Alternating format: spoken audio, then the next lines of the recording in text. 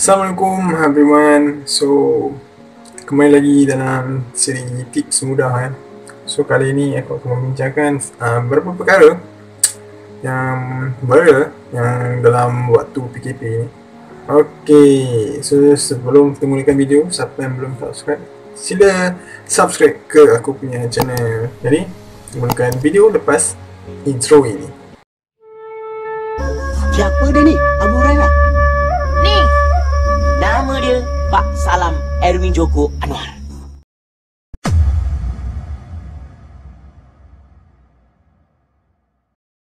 Jadi dunia adalah baru ni kan.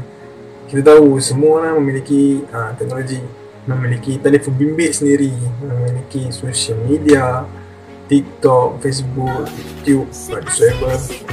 And then kita pun sentiasa aware lah dengan kita punya sekeliling. Macam contohnya kita sekarang ada Macau scam apa semua kan, yang digunakan untuk mengambil duit kita kan secara haram. Kita baru-baru ni kan juga dengan COVID, betul. Ramai yang hilang pekerjaan, ramai yang tak ada sumber pendapatan waktu COVID ni. Mereka mencari alternatif lah untuk bekerja, mungkin buat part time atau semua kan. Dan munculnya boleh dikatakan apps ataupun platform di mana mereka boleh membuat duit dengan cara like ataupun subscribe, follow media sosial yang disediakan, dan korang akan dapat duit daripada like dan share tersebut.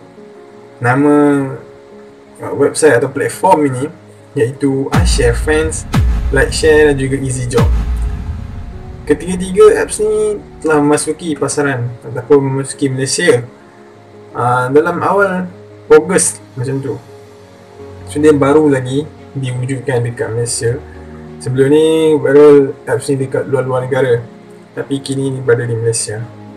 Jadi aku nak beritahu kenapa bagi pendapat aku apps ni ataupun platform ni adalah tak baik ataupun memiliki keburukan sendiri kepada kita rakyat-rakyat Malaysia terutamanya yang menggunakan apps ni.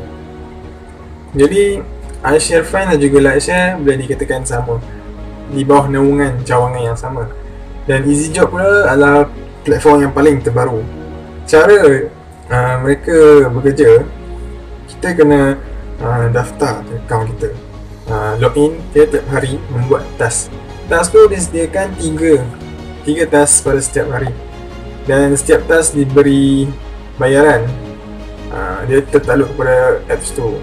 iShareFans dan juga LikeShare membayar RM1 dan 3 task untuk satu hari. Kalau EasyJob, dia membayar RM1.22 untuk satu task dan 3 task juga untuk setiap hari. Jadi kita perlu like dan juga subscribe, contohnya di YouTube, video-video orang yang ada. Kemudian dia akan verify, tengok macam mana bukti yang kita screenshot, yang kita hantar, submit bersama dengan kita punya task tersebut, dan dia orang akan bagi duit sejurus selepas itu dalam tempoh mungkin 20 minit. Baiklah, kenapa aku cakap apps ataupun platform ni tak baik ataupun buruk bagi kita?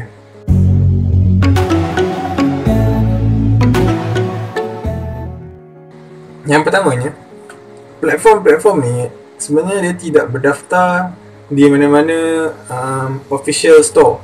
Maksudnya dia tidak berdaftar dengan Play Store dan juga App Store, tak silap aku, untuk iPhone lah. Bila kita periksa dekat Google Play, contoh sekarang aku menggunakan Android, so aku type situ iShareFans, tidak langsung keluar platform yang dikatakan. Sama juga EasyJob dan juga LikeShare. Maksudnya dia menggunakan third party punya store untuk install ataupun APK, orang panggilnya application luar daripada official store. Yang kita tahu Play Store ni lebih selamat, dia ada Play Protect, maksudnya dia lebih secure lah kalau kita download, tiada virus dan sebagainya. Jadi bila kita download APK ni secara haram, dia ada dua kemungkinan. Sama ada handphone kita mungkin boleh terkena virus, iaitu malware daripada aplikasi yang kita tak tahu install daripada mana. Dan yang keduanya akan membawa kepada poin yang seterusnya, iaitu pembocoran data-data.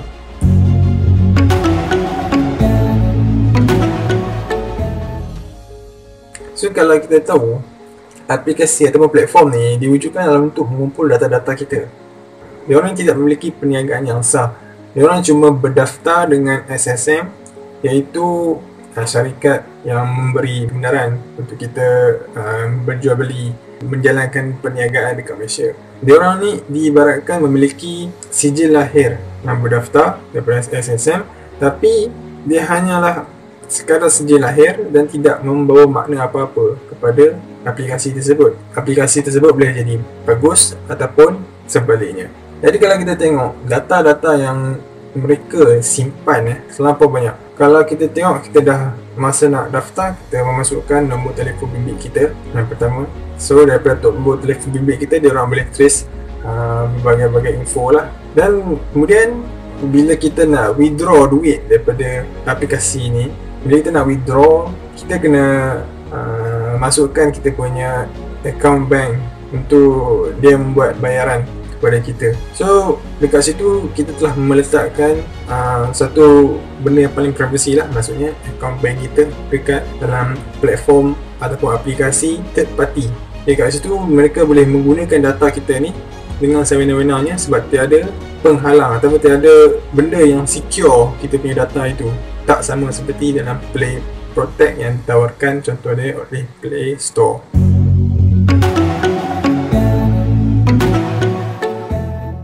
Jadi kalau kita tengok kat sini kan, dia punya DNS, maksudnya dia punya server server yang run platform ni, mereka sering bertukar-tukar. Maksudnya daripada Alibaba kemudian ke Google, kemudian tukar lagi dan tukar lagi, seperti mereka ingin menyembunyikan diorang punya pergerakan ataupun aktiviti-aktiviti diorang di dalam internet daripada ditangkap oleh Cyber Protect. Jadi dekat situ adalah amat muskil sekali. Kenapa mereka membuat demikian kalau mereka betul-betul menjamin keselamatan data-data kita? Sebenarnya mereka ingin menggunakan data-data ini untuk tujuan lain.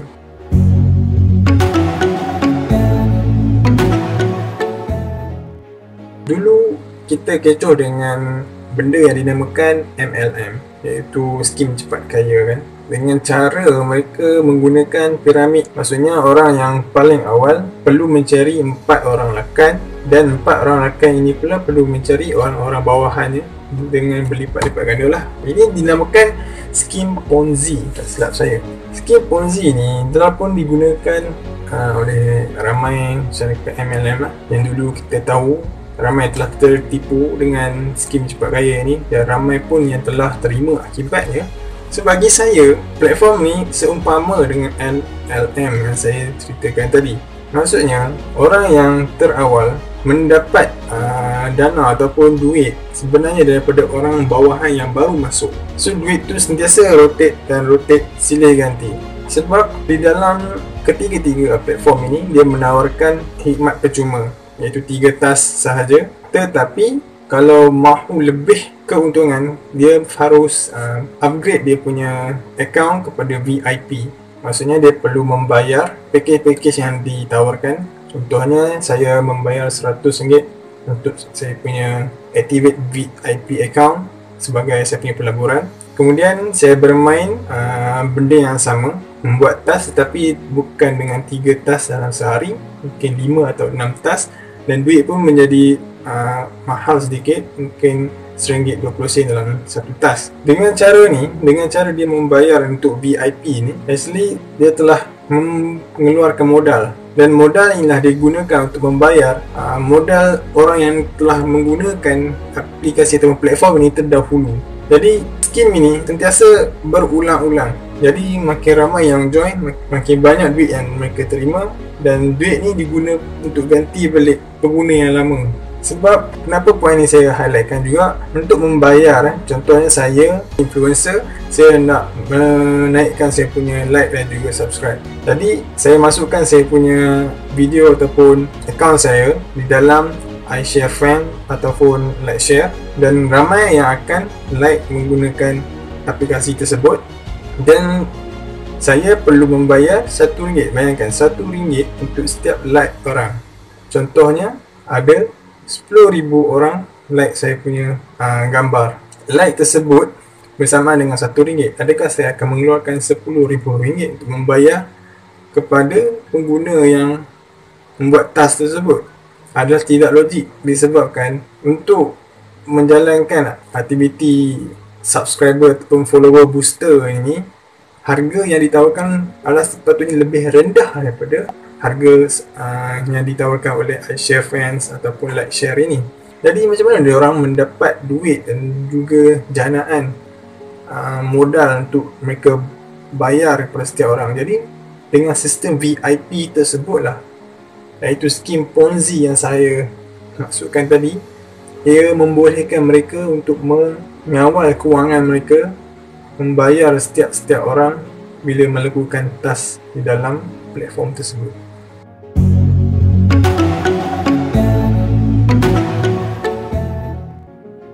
Suka saya nak highlight, platform tersebut adalah sangat-sangat baru, dan bila saya sendiri yang main benda ni, saya try ketiga-tiga platform tersebut, saya dapati dia punya server pertamanya tidak stable. Ada ketikanya kita tak dapat nak login pun kita punya account. Kemudian andai kata mereka ini tutup dia orang punya servis, dia orang punya platform terus tiada secara tiba-tiba. Jadi kita tak boleh nak salahkan mereka, sebab mereka dah pun mendapat keuntungan yang sewajarnya. Ada juga kes yang diceritakan di dalam Facebook yang saya tengok, dia telah pun membuat task dalam beberapa hari. Kalau dalam ikutkan dengan task tersebut, dia mungkin dah telah melanggan VIP access, dan secara tiba-tiba akaunnya di block. Jadi anda boleh nampak tak betapa bahayanya benda seperti ini bila kita join benda yang kita tidak pasti kesahihan ataupun jaminan yang ditawarkan oleh aplikasi ataupun platform tersebut.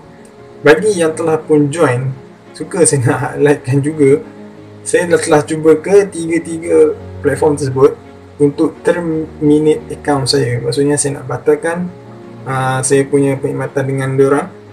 Malangnya ketiga-tiga tersebut tidak dapat dibatalkan.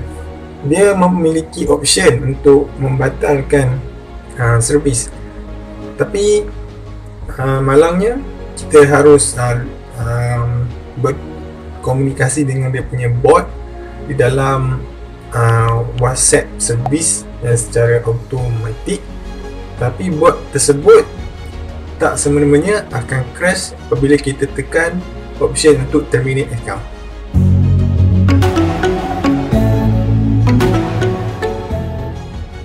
Jadi mungkin itulah sedikit sebanyak yang saya nak ceritakan di dalam siri tips mudah ini. Mungkin ada yang telah pun join benda ni, mungkin dah ada pun yang dapat keuntungan dengan apps ni, tapi suka saya untuk memperingati korang, please berjaga-jaga dengan apps ataupun aplikasi platform seperti ini.